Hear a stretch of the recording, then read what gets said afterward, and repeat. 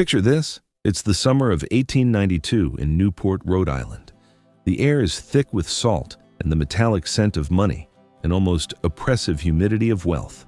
Along a stretch of coastline called Bellevue Avenue, a string of enormous wooden houses stare out over the Atlantic. Their owners, with a kind of studied, self-deprecating humor, call them cottages. This is a laughable understatement.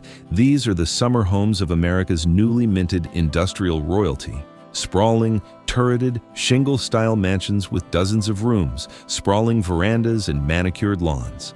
The Astors are here. The Belmonts, the Vanderbilts themselves already have a presence. But for all their grandeur, they are still made of wood. They still feel, in some fundamental way, American. They belong to the landscape, rising from it organically, their shingles weathered by the salt air. But today, the unveiling of a new property is about to happen. Something that will shatter that quaintness forever, that will change the rules of the game entirely. It doesn't rise from the earth, it commands it. It's a palace, a temple of blinding white marble that seems to have been ripped from the heart of classical Europe and dropped defiantly onto the American shore. This is Marble House. And calling it a house is like calling a lion a kitten. It's a declaration of war rendered in stone. Let's talk numbers, because the numbers behind this place are simply fundamentally staggering. The total cost was $11 million. Let that sink in for a moment. In 1892, the modern equivalent is north of $350 million. To put that in perspective, you could have built a fleet of naval destroyers for that price.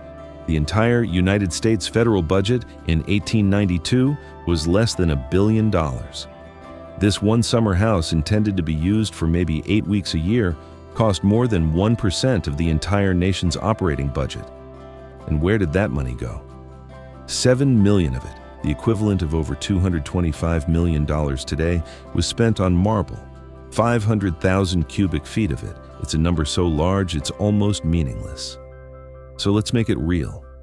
Imagine a solid block of marble the size of a city bus. Now imagine a fleet of over 200 of those buses. That's the amount of stone that was quarried, shipped, and carved to create this house. We're talking about a structure so dense with stone, it feels less like a building and more like a mountain that's been hollowed out and decorated. Italian stonemasons, French cabinet makers, German ironworkers, Spanish tile setters, hundreds of the world's finest craftsmen were recruited, forming a small international army of artisans. They were imported and lived on the property for 4 years, transforming this cliffside into a European fantasy. The result? 50 rooms, each a masterpiece of a different style. A dining room of solid pink Algerian marble, the color of a blushing sunset. A ballroom literally coated, wall to ceiling, in panels of 22-karat gold. But here's what makes these numbers even more staggering. This wasn't a primary residence in a major city. It wasn't a seat of government or a public institution. This was a summer cottage. And it was all built as a surprise 39th birthday present. But that raises the central mystery of our story. In an age defined by a level of excess that we can barely comprehend today, an age where dozens of equally grand palaces were built by America's new royalty, the Vanderbilts, the Astors, the Carnegies. Why is this one still standing? How did this Gilded Age palace, a building so over the top it was almost designed to fail, manage to outlast 150 years of turmoil, changing tastes and economic collapse, while nearly all of its brethren, including mansions far larger and more expensive, were reduced to rubble? And perhaps most intriguingly, how did the woman who willed it into existence, a woman who used it as a weapon to conquer society, ultimately become the very force that ensured its survival long after she had cast it aside? To answer those questions, we need to understand the remarkable, ruthless, and revolutionary woman who built it. We need to understand Alva Vanderbilt. Before she was a Vanderbilt, she was Alva Erskine Smith, born on January 17, 1853, in Mobile, Alabama. Her father was a successful cotton merchant, and the family lived a life of immense privilege, a life built, as was common for the Southern aristocracy, on the backs of enslaved people. From her earliest days, Alva was defined by a restless, almost ferocious energy, a sharp intelligence, and a complete refusal to accept the world as it was presented to her. While other girls of her class were taught the delicate arts of being demure, decorative, and obedient, Alva was different. She had strong, fully formed opinions, and she wasn't afraid to voice them. One of her childhood friends later recalled that Alva was always the leader in their games, the one who invented the scenarios, decided the rules, and drove the action. She was, in a word, domineering. She freely admitted it herself later in life, saying that when she was a child, if she wanted something, she'd simply take it. Her family's wealth gave her a gilded childhood, summering in the cooler climes of Newport and taking grand tours of Europe. In Paris, she attended a private boarding school, perfecting her French and absorbing European culture and aesthetics. But this idyllic, globe-trotting world shattered in 1871. Her mother died, and the family fortune, battered by the Civil War and its aftermath, evaporated. The Smiths were ruined. At just 17, Alva Smith found herself nearly penniless, and she had to face a cruel truth of her era. For a woman, the primary currencies were beauty and wealth. Alva, by her own admission and the accounts of others, was no great beauty. She was described as homely, with a determined, square chin and features that were strong rather than delicate. And her wealth was gone. For most young women of her time, this would have been a social death sentence, a future of quiet spinsterhood or a modest, unremarkable marriage. But Alva was not most young women. She possessed two assets that were far more valuable: a brilliant strategic mind and an absolute, unshakable ambition. She kept her most valuable possession, her connections. Her childhood best friend was Consuelo Iznaga, a celebrated beauty from a wealthy Cuban family. And Consuelo was about to provide the introduction that would change Alva's life. The man was William Kissam Vanderbilt, grandson of the Commodore Cornelius Vanderbilt, the founder of the family's colossal fortune in steamships and railroads. While his brothers and cousins were busy expanding the family's empire, William, or Willie K as he was known, was doing something his family considered far less important: enjoying himself. He was a gadabout, a sportsman, a man who loved yachts and horses more than boardrooms.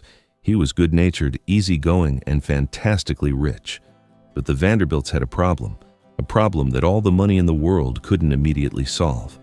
They were the poster children for new money.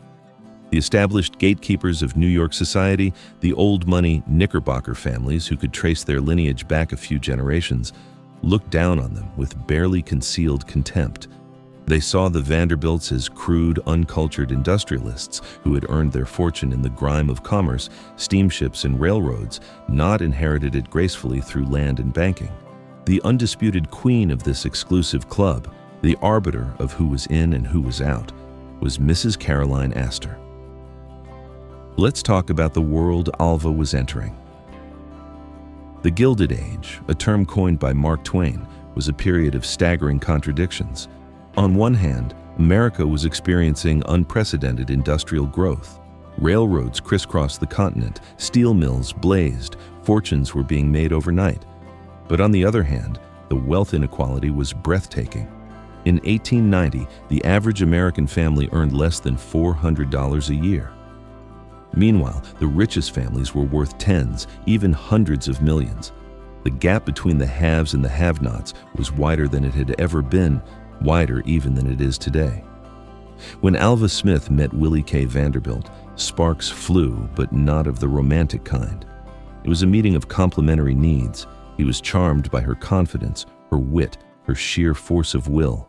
She wasn't like the other simpering debutantes. She had a fire in her. For Alva, Willie represented a lifeline, a path back to the world she had lost, and a chance to climb even higher than she had ever dreamed. They married on April 20th, 1875. Alva Smith was now Alva Vanderbilt. She had the money. Now she wanted the power. But Mrs. Astor and her 400, the list of people who supposedly fit into her ballroom and thus constituted all of New York society worth knowing, refused to acknowledge her. They would not perform the essential ritual of social acceptance. They would not call on her. In the rigid etiquette of the Gilded Age, this was the ultimate snub. It meant she and the entire Vanderbilt clan were still outsiders, no matter how many millions they had. Alva would not stand for it. This is where her genius for social warfare, her willingness to break the rules, came into play.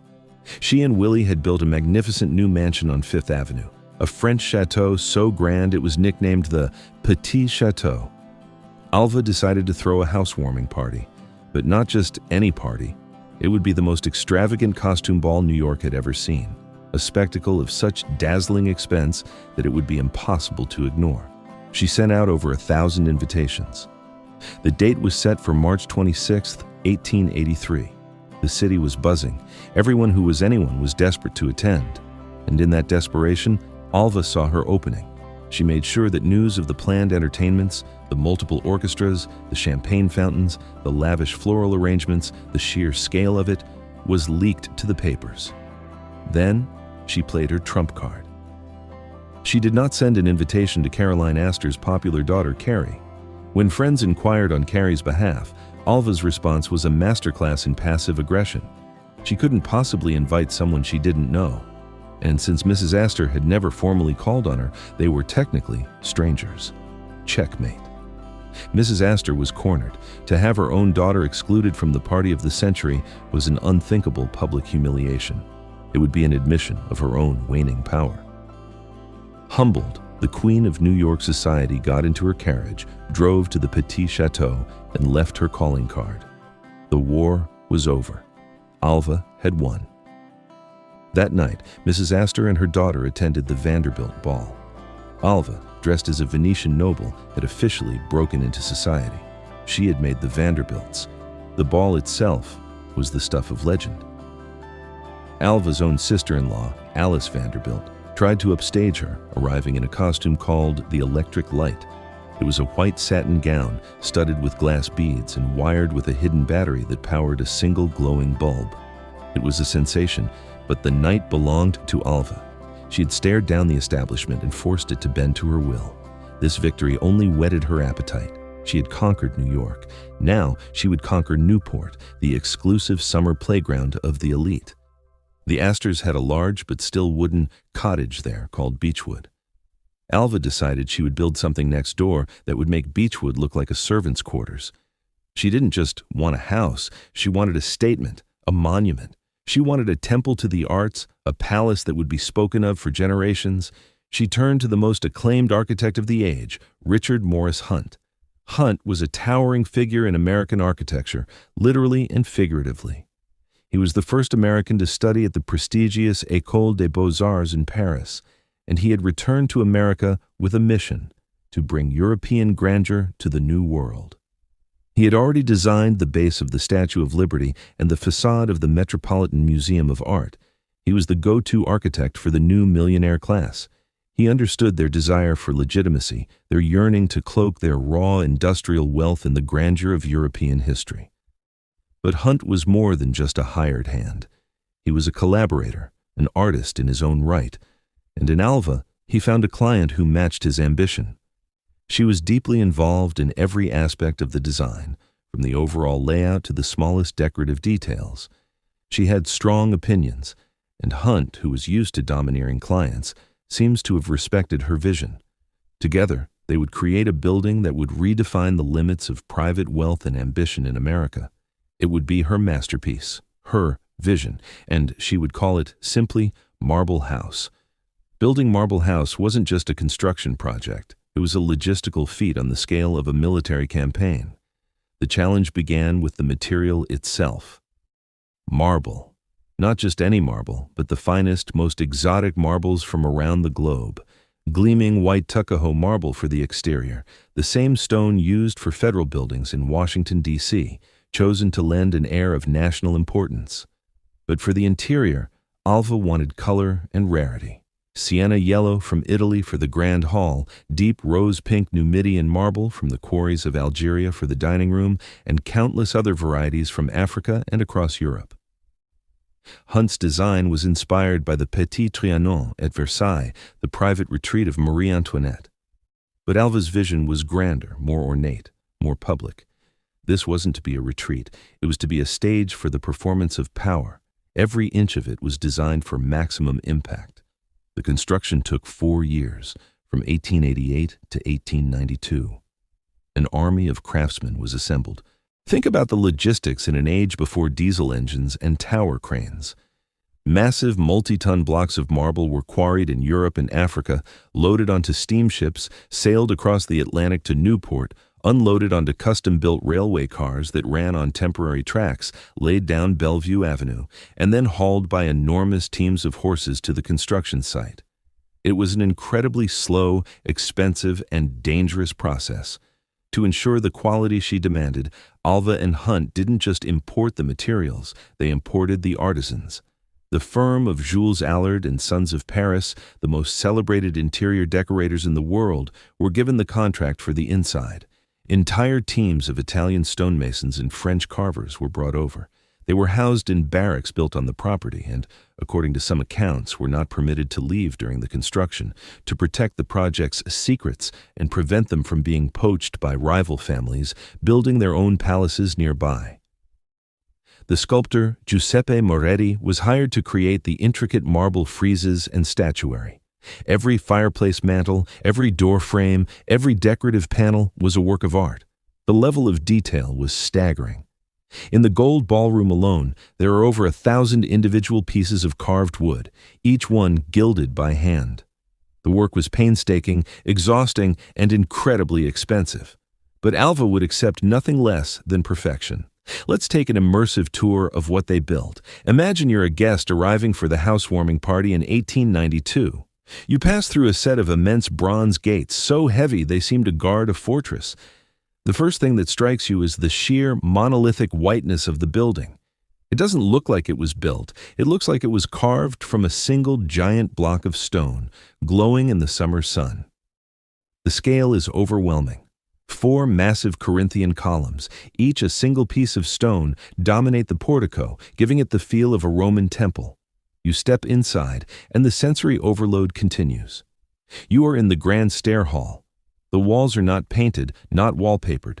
They are clad from floor to ceiling in slabs of rich golden yellow sienna marble, veined with amber and cream. A grand staircase sweeps upwards, its balustrade a riot of gilded bronze and intricate wrought iron, modeled on a design from Versailles. Above you, a massive 18th century Venetian ceiling painting depicts classical gods and goddesses looking down from a painted heaven. From here, the house unfolds in a series of breathtaking rooms, each a different chapter in European history. To your right is the Gothic room, a space designed to feel like a private chapel in a medieval French chateau. It was here that Alva displayed her collection of Renaissance art and artifacts, the room itself serving as a frame. The stone fireplace is a direct copy of one from the 15th century house of the merchant prince Jacques Coeur in Bourges, France. It's a room designed to signal not just wealth, but deep historical knowledge. But the true heart of the house, its most jaw-dropping, awe-inspiring space, is the Grand Salon, better known as the Gold Ballroom. This is Alva's masterpiece, her thesis statement. The room is 2 stories high, and every single surface that can be gilded is. We're talking about 22-karat gold leaf, hammered into thin sheets and applied by hand over intricately carved wood panels. The designs are inspired by the Hall of Mirrors at Versailles and the Apollo Gallery at the Louvre. It was, without exaggeration, one of the most opulent rooms in the world. The cost of this one room alone was astronomical. It was designed to stun, to overwhelm, to leave no doubt in any visitor's mind that the Vanderbilts had not just arrived, but had surpassed the very European aristocrats they sought to emulate. It was a declaration that American money could buy a level of splendor that old world titles could no longer afford. This room was not for living in. It was for conquering in. The dining room is no less spectacular. The walls are paneled in deep pink marble from Algeria, a color so rich and warm it seems to glow from within. The fireplace is another copy from Versailles, this time from the Salon of Hercules. The chairs, upholstered in red damask, are said to have been so heavy with their solid bronze frames that a footman was required to move them for each guest, a silent ballet of service at every meal. Even the private spaces were palatial. Alva's own bedroom on the 2nd floor is a swirl of lavender silk and carved wood in the style of Louis XIV. Above her bed, a priceless 18th century painting of the goddess Athena, which she had imported from a Venetian palace. This wasn't just decorating. This was collecting on a royal scale, embedding her own life within the lineage of European art history. Then there's the library, a room that offers a stark contrast to the marble grandeur of the rest of the house. Here, the walls are paneled in warm, carved walnut instead of cold stone. The bookcases, executed by the finest Parisian cabinet makers, wrap the room in a cocoon of wood. It's a more intimate space, designed for reading and quiet conversation. But even here, the luxury is undeniable. The books themselves were carefully selected, many of them rare first editions. The house was also a technological marvel, a perfect example of the Gilded Age's defining contradiction. It looked historical, but it was absolutely cutting edge on the inside. It was fully electrified, a novelty at the time, with custom-designed bronze fixtures that looked like gas lamps, but were powered by the new miracle of electricity. It had a modern plumbing system with hot and cold running water in every bathroom, and a state-of-the-art kitchen with massive coal-fired ranges and enormous ice boxes. It even had an internal telephone system for the servants, a network of communication hidden within the marble walls, so the staff could coordinate without ever being seen. When it was completed in the summer of 1892, William K. Vanderbilt formally gifted the house and everything in it to Alva for her 39th birthday. She now possessed the most magnificent stage imaginable. It had cost a fortune, it had taken years of effort, it had challenged the very limits of Gilded Age extravagance, but the real challenge was still ahead. Now she had to use it. So what was life actually like inside this marble palace? For the 6 to 8 weeks the Vanderbilts were in residence each summer, it was a whirlwind of social activity, but it was a life of incredible, suffocating formality. The house was not a home, it was a machine for entertaining, and it required an army to operate. There wasn't one kitchen, but 3 located in the basement, one for baking, one for roasting, and one for general preparation, each staffed with specialists. A staff of over 30 servants lived and worked in the house, from the imperious butler and housekeeper down to the lowliest scullery maids and footmen. Their lives were governed by a strict hierarchy and the constant ringing of the annunciator, the servant bell system. They wore uniforms that denoted their rank. They ate in a separate dining hall. They had their own sleeping quarters in the attic and basement, small, Spartan rooms that were a world away from the gilded splendor they maintained. They were largely invisible, using a network of backstairs and hidden corridors to move about the house without ever being seen by the family or their guests. If a servant encountered a family member in a hallway, they were expected to turn and face the wall until the family member passed. They were the gears in the great machine, essential but unseen, their labor erased by the very perfection of the house they maintained. For Alva, Marble House was the ultimate tool in her social arsenal. She hosted a series of legendary parties and dinners, each more elaborate than the last. But her greatest ambition for the house, the ultimate prize she sought, had to do with her daughter, Consuelo. Consuelo Vanderbilt was, by all accounts, a beautiful, intelligent, and sensitive young woman. She had been educated by governesses, spoke fluent French, and was groomed from birth to be a perfect aristocrat. But to her mother, she was something more, an asset, the ultimate key to unlocking the last door of social achievement. Alva had conquered American society. Now she set her sights on Europe. She was determined to marry her daughter into the highest ranks of the British aristocracy. This was the era of the dollar princesses, a phenomenon where the daughters of America's new industrial magnates with their vast fortunes were married off to the titled but often impoverished nobles of the old world. It was a straight trade, American cash for a European title, a new, powerful dynasty created from old blood and new money. Alva found the perfect target, Charles Spencer Churchill, the 9th Duke of Marlborough. He was the head of one of England's most illustrious families, a cousin of the future Prime Minister Winston Churchill and the master of the magnificent Blenheim Palace, a home that made Marble House look modest. He also had a major problem. He was completely and utterly broke.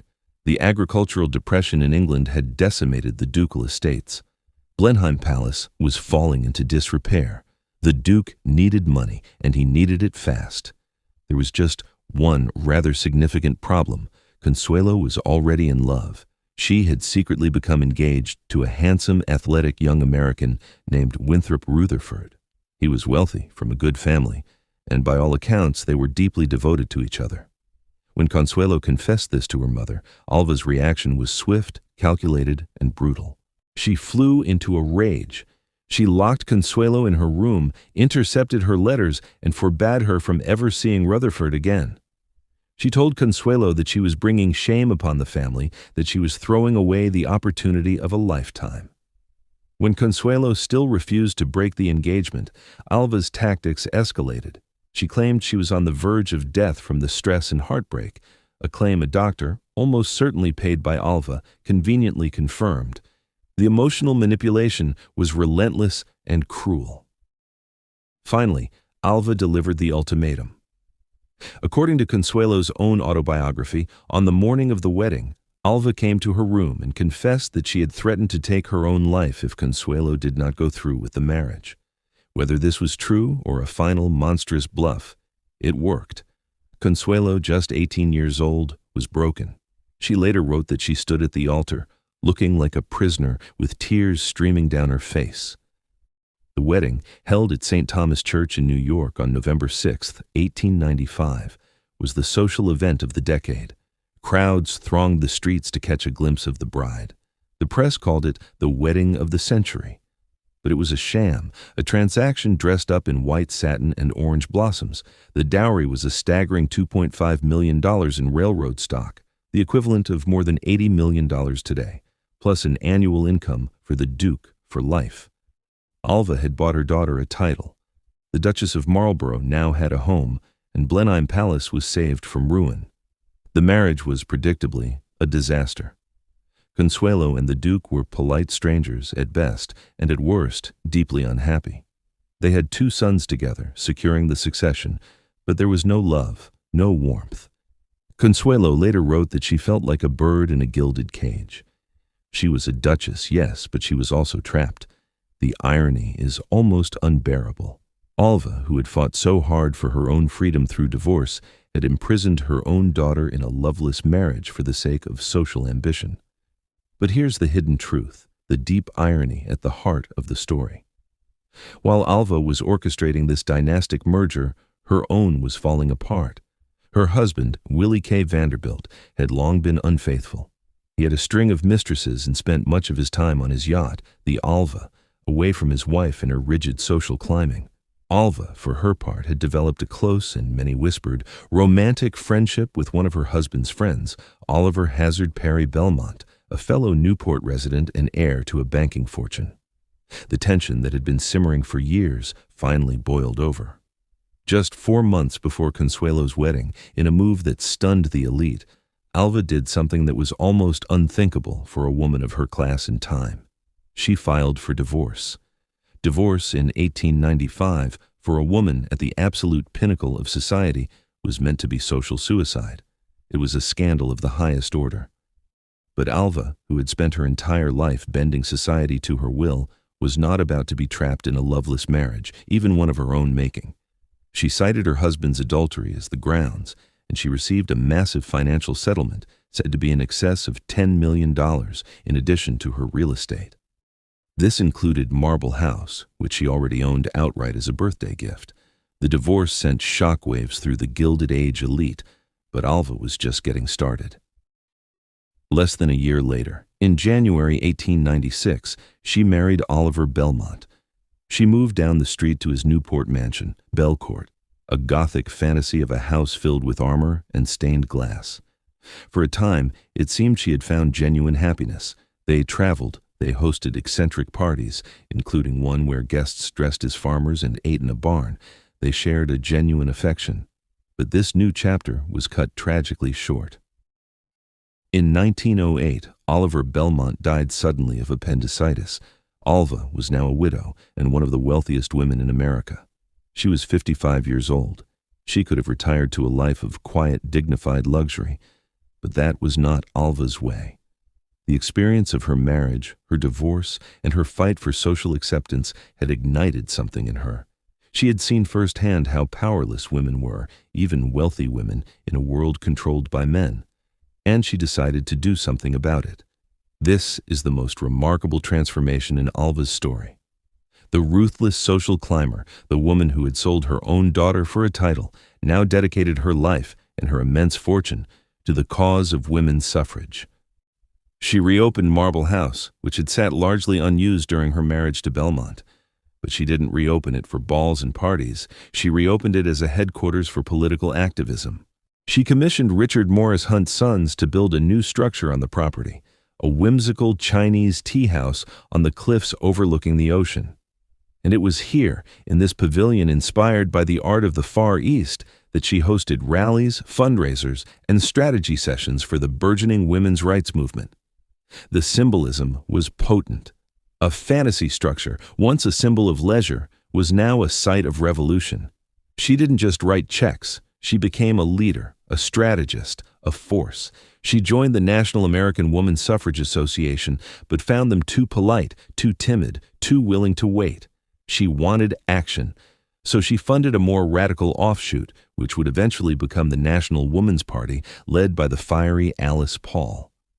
These were the women who chained themselves to the White House fence, who went on hunger strikes in prison, who were force-fed and beaten, who demanded, rather than asked for, the right to vote. And Alva was their patron saint, their financier, their most powerful ally. She organized massive suffrage conferences at Marble House, turning the gold ballroom into a meeting hall for revolutionaries. She hosted luncheons in the Chinese tea house where strategies were debated over tea and sandwiches. The symbolism was potent and deliberate. The very house that had been built to showcase her dominance over society was now being used to dismantle the structures that kept women powerless. It was a complete reinvention, a redemption arc played out in marble and gold. Alva became their most important benefactor, pouring millions of dollars into the cause. She organized parades, she gave speeches, she used the same strategic mind that had conquered Mrs. Astor to fight for the 19th Amendment. The irony was lost on no one. The ultimate symbol of Gilded Age oppression, a Vanderbilt mansion built with railroad money, was now being used as a command center for a social revolution, and it worked. On August 18, 1920, the 19th Amendment was ratified, granting women the right to vote. Alva, who had spent the last 12 years of her life fighting for this moment, was vindicated. She had helped change the course of American history. The woman who had once been obsessed with social acceptance had become a champion of social justice. It was a transformation that few could have predicted, but it was real, and it was profound. What about the house itself? As Alva's focus shifted to politics and eventually to a new life in France, Marble House became a relic of a past she had moved beyond. It was expensive to maintain. The Gilded Age was over, killed by the introduction of the federal income tax in 1913 and the outbreak of World War I in 1914. The world that had created Marble House was gone. And this is where the crisis for so many of these Gilded Age palaces began. One by one, they started to fall. The immense Vanderbilt chateaus that had once lined Fifth Avenue in New York were the first to go. The Petit Chateau, Alva's first great triumph, was demolished in 1926 to make way for a department store. Cornelius Vanderbilt II's massive mansion, the largest private home ever built in New York City, was torn down in 1927. In Newport, the story was the same. The cost of maintaining these behemoths was simply too high. The property taxes alone could run to tens of thousands of dollars a year. The servant-heavy lifestyle they required was a thing of the past. You couldn't just hire a staff of 30 anymore, and even if you could, who would want to? Heirs couldn't afford them, and no one wanted to buy them. They were white elephants, palaces built for a lost civilization, and so the wrecking ball came for them. Dozens of Newport's grand homes were demolished in the mid-20th century, their marble and bronze sold for scrap, their grounds subdivided for modern housing developments. Marble House, too, faced this existential threat. In 1932, with the Great Depression raging, Alva, now living permanently in France and in declining health, sold the house. The buyer was a Boston financier named Frederick H. Prince. The price was a fraction of what it had cost to build. It seemed that Marble House was destined for the same fate as its siblings, demolition. So how did it survive? How did this icon of extravagance cheat the wrecking ball? The answer lies in a series of fortunate events and the actions of a few key people. The first, surprisingly, was the Prince family. They were wealthy, but they didn't use the house for the kind of lavish entertaining the Vanderbilts had. They occupied it carefully, preserving it almost as a time capsule for over 30 years. They kept the lights on, they kept the roof from leaking, but they didn't significantly alter it. They were custodians, not conquerors. This period of quiet slumber was its first saving grace. But the real turning point came in the early 1960s. The post-war boom was in full swing. Progress and modernity were the words of the day, and old buildings were often seen as obstacles. The gut-wrenching demolition of New York's original Pennsylvania station in 1963 was a national wake-up call, a sign that America was in danger of erasing its own architectural history. In Newport, a group of concerned citizens had already seen the writing on the wall. They had formed the Preservation Society of Newport County in 1945. Their mission was simple, but radical for its time: to save Newport's architectural heritage before it was too late. They started small, acquiring and restoring colonial-era homes, but their ambition grew. They knew the Gilded Age mansions were the city's most unique and most endangered assets. In 1963, following the death of Frederick Prince, Marble House was once again on the market. The threat of demolition was very real. A developer could have easily bought the prime oceanfront property, torn down the house, and built a modern hotel or a series of smaller homes. This is where Alva's own family re-enters the story, in a final redemptive act. Alva's youngest son, Harold Sterling Vanderbilt, who had inherited his family's business acumen and become a world-famous yachtsman and the inventor of contract bridge, stepped in. He had no desire to live in the house that represented his mother's grandest ambitions and his parents' fractured marriage. But he also couldn't bear to see it destroyed. He purchased Marble House from the Prince estate, but he didn't buy it to live in it. He bought it to save it. He then donated the house and its original furnishings, which the Prince family had carefully maintained, to the Preservation Society for a nominal fee. This was the crucial moment. This was the survival secret. For the first time, one of the great Gilded Age cottages was being preserved not by a family struggling to maintain it, but by a professional organization dedicated to public access and historical education. The Preservation Society opened Marble House to the public not as a private home, but as a museum. The house could not survive as a private residence because the world that supported that lifestyle was gone. It could only survive by being reborn as something new, a cultural institution, and so the central question is answered. Marble House outlasted 150 years because it was, in a sense, lucky. It found a responsible caretaker in the Prince family who didn't gut it. It was saved from the wrecking ball by the foresight of the Preservation Society and the generosity of Alva's own son, closing the family circle. And it was built of such incredibly durable, expensive materials, that solid marble, that it was harder and more costly to tear down than many of its wooden or brick and limestone contemporaries. But most of all, it survived because of the woman who built it, Alva Vanderbilt. Her story is a study in contrasts. She was a product of a deeply unequal and oppressive society, yet she became a champion for equality. She was a tyrannical mother who sold her own daughter for a title, yet she eventually reconciled with that daughter. In 1921, when Consuelo sought an annulment of her marriage to the Duke, Alva did something extraordinary. She testified under oath that she had forced the marriage, that it had been coerced from the start. It was a public admission of guilt, a rare moment of accountability, and it freed her daughter. Consuelo went on to marry Jacques Balsan, a French aviator, and by all accounts she finally found happiness. Mother and daughter, once so bitterly estranged, became close in their later years. Alva had learned, perhaps too late, the cost of her ambition. Alva herself never remarried after Oliver Belmont's death. She spent her final years in France, still working for women's rights, still hosting salons, still the force of nature she had always been. She died in Paris on January 26, 1933, at the age of 80, less than a year after selling Marble House. She had built it as the ultimate monument to personal ambition and social dominance, a place of almost obscene luxury. And yet, by turning it into a platform for the women's suffrage movement, she herself planted the seeds of its new purpose. She was the first to transform it from a private palace into a public stage. She showed that the house could be more than just a home. It could be a symbol. It could have a meaning beyond wealth. Today, when you walk through Marble House, you are walking through layers of history. You see the Gilded Age in all its glittering, almost terrifying excess.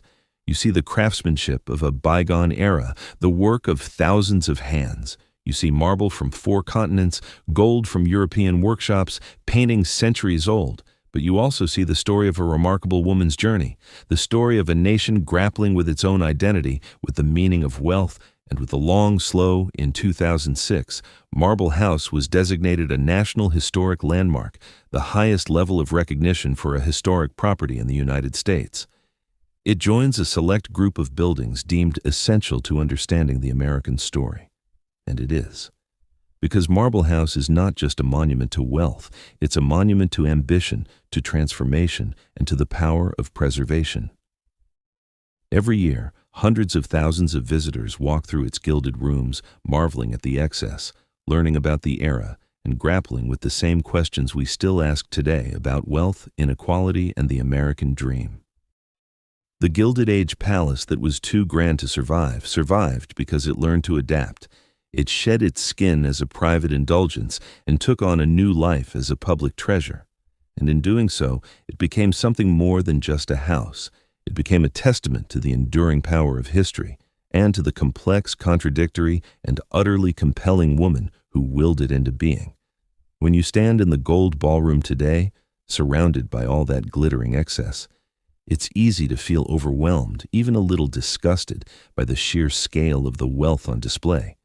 But it's also impossible not to be moved by the craftsmanship, by the vision, by the audacity of it all.